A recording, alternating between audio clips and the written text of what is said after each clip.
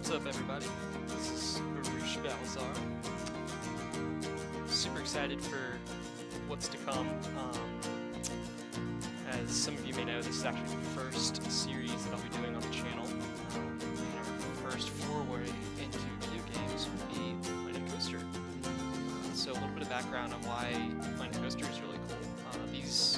This game was developed by Frontier, and they were the guys that worked alongside Atari to create Roller Coaster Tycoon 3.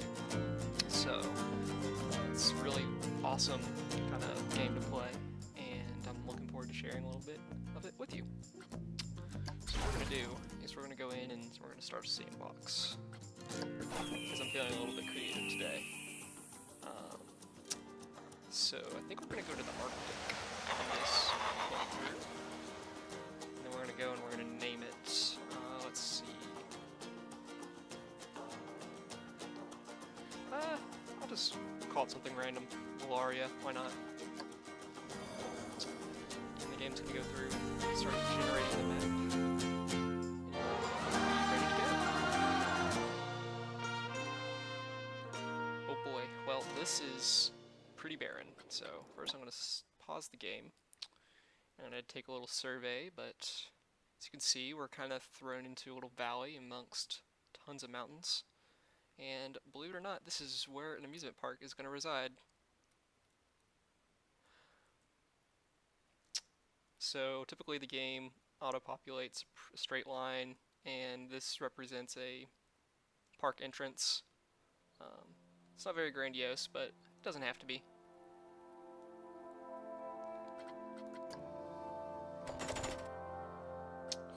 So this tab talks a lot about the different kinds of coasters that can be made.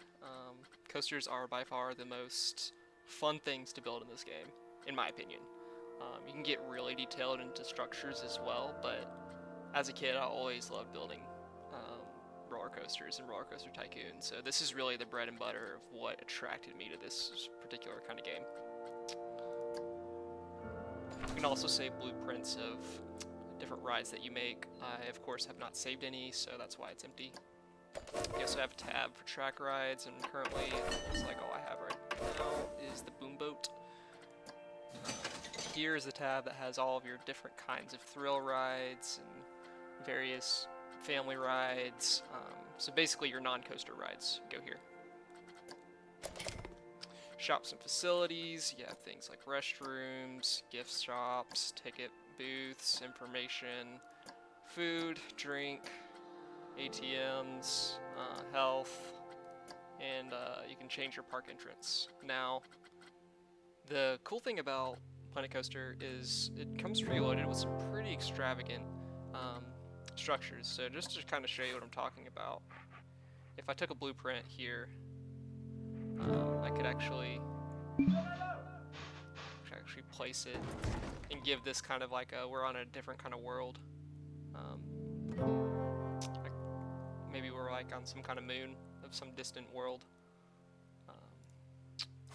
But I don't think I'm going to use any kind of pre-built structures. What I'm actually going to do is use these kind of modular designs and then build around them to make my own design, because that's, at the end of the day, that's kind of what I like about sandbox games like this, is you make the park yours from the ground up. So I'm going to go in and delete this. I actually haven't played this game in a bit, so I may be a little bit rusty. Apologize about that. But, you know, let's get started. So, first off, start laying down the foundation for where people can walk.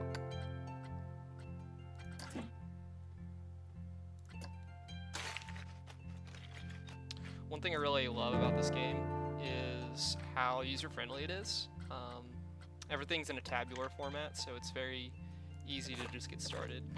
And as you can see, I love how Planet Coaster does paths, because with Roller Coaster Tycoon, up to, as far as I played, which was up to Roller Coaster Tycoon 3, you had a grid layout, so it could do 90-degree corners. Well, Planet Coaster streamlined the process, so now you can make different bends, and you can certainly make it 90-degree turns like this, but every angle in between is fluid, so it makes it very easy to just kind of make these branching paths. You also have, you can change the width of your particular path as well as the lengths. So like if I want to make a really long and a really wide path, boom. I don't particularly like how that looks though, so I'm actually not going to do that. I might increase the length a little bit though.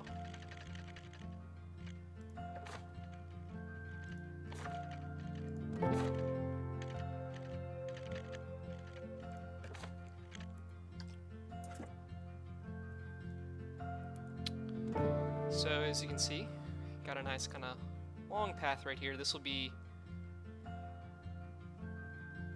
just a kind of a main drag, but while I'm thinking about it, I do kind of want it to be wider, so I'm gonna go in and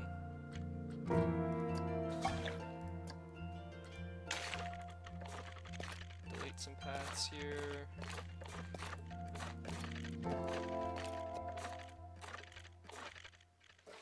And increase the width just a little bit.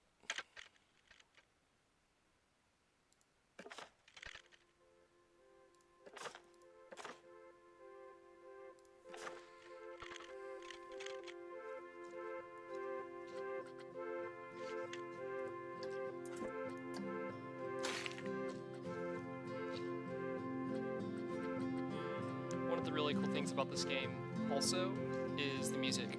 I love the kind of acoustic feel that is just in the background of the game. It really adds to this chill vibe that really lets the creative juices flow.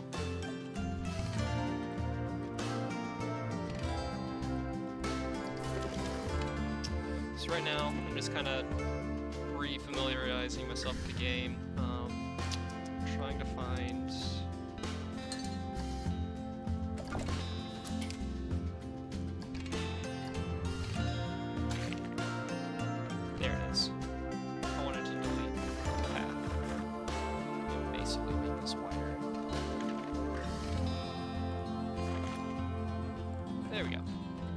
Alright, there we go. So the main reason I wanted to increase the width of that path is, you know, eventually I want a lot of customers coming through here, so I don't want them all congested, rubbing elbows against each other.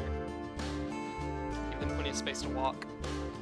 But let's place our first ride, and we won't go too crazy. We'll actually just do one of these pre-built normal rides to start, just to show you how easy this game is.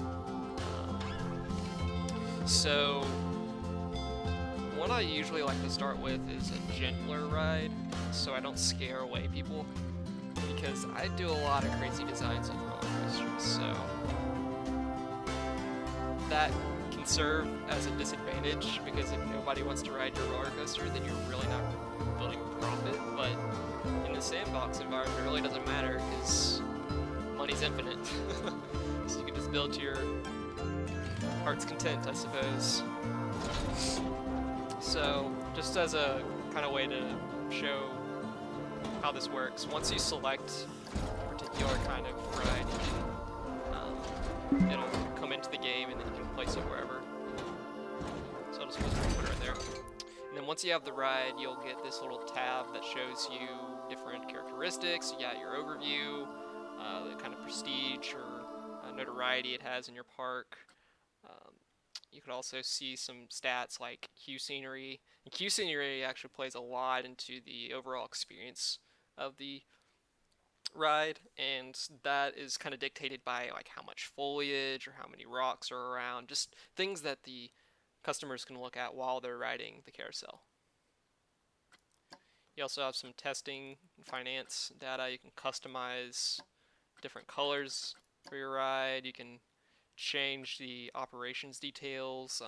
You can have the ride start when it's half loaded.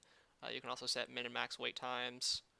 You can also establish priority pass, and for maybe my friends that are familiar with theme parks in real life, things like the Disney Fast Pass or whatever pass Universal offers for pay. That's basically what priority pass is. You can either give it out to your customers for free or you can charge. But one thing that I would love to see in the game is if they enabled priority pass to function more like a fast pass, where you could dictate when customers can go to rides at certain times. So that way you can control the flow as they are processed through the queue. You also have some maintenance statistics as well as sequencing. And sequencing is simply how does the particular ride function. So you can have like a regular spin in this case or a really fast spin. So right now the default ride sequence is spin, spin, fast, spin, but I could go in and change that if I didn't like that. I could do like spin, spin, spin, spin fast, and then stop.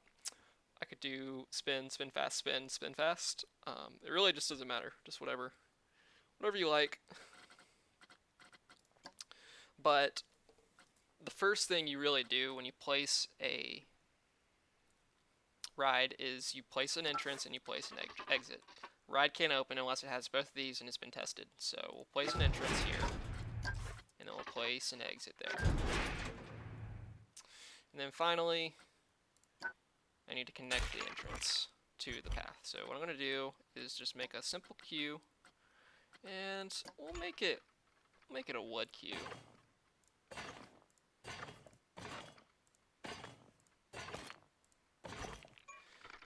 And then I want to get a wood path if that is an option. But it does not look like wood is an option. Alright, well I'm going to do the colorful brick, and that is way too wide, so as you can imagine, the game remembers what width you have, so I need to decrease the width first. There we go. That's a little bit more realistic. Okay. So that's our first ride. Now we can test it, and we'll actually put this back on play and test it. And then the ride will begin functioning as it does normally, and it'll simulate the riders on the ride as well.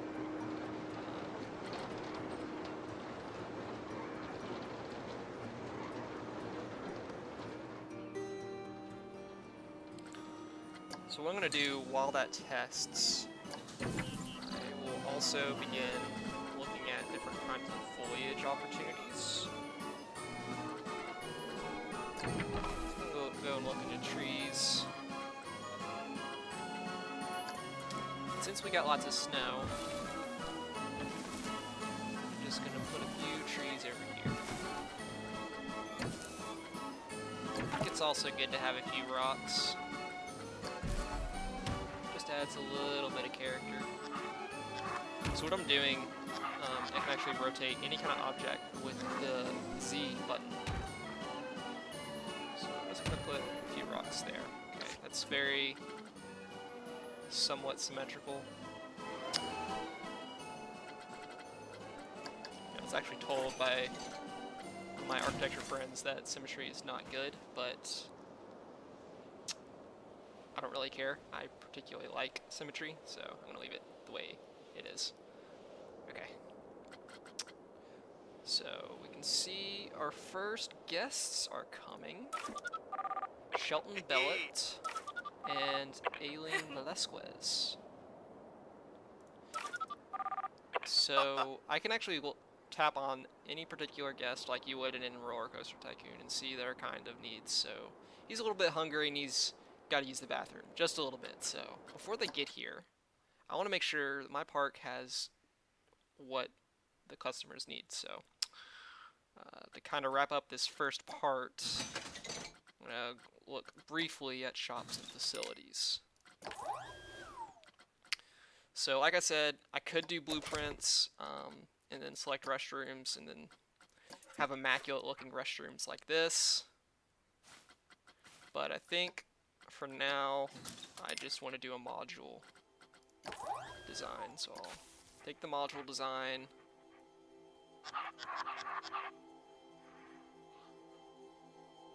And I'll start constructing a bathroom. So typically with a bathroom, I like to have 2 stalls so that I can service multiple peeps at once.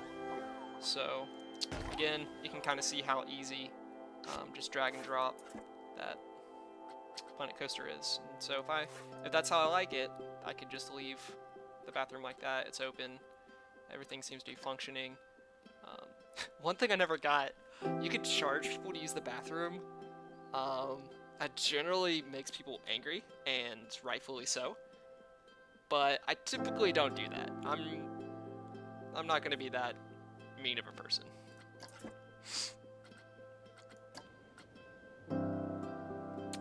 So we can fast forward and watch them come on in. And we'll just see what they do.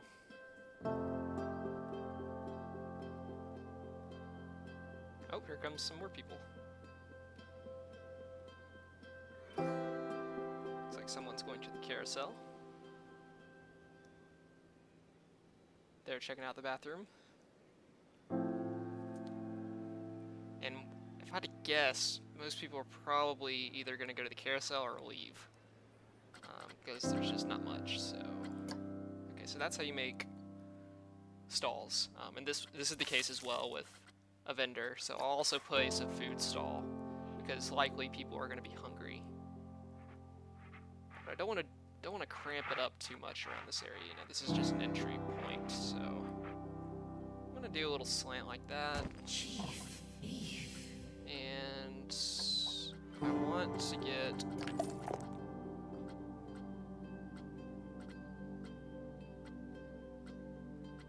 some kind of drink stall, so I'll do milkshakes for now. And then call that good. Say that I'm done doing that. That's open, that's open. I'm not gonna let the simulation run a little bit more and see where it goes from there.